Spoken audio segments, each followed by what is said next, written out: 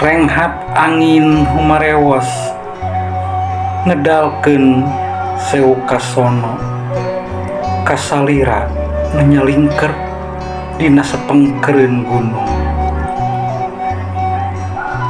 Tisaprak urang paanggang mung kantun halimun liwung nu nyerengan ieu ringkang kumarembing nu jempling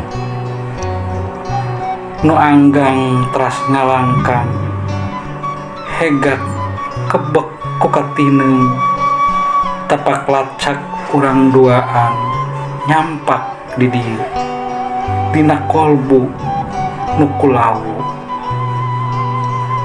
Sabada urang paanggang mung kantun dalingding angin anu baris ngalanggengkeun harewos ieu kakangen.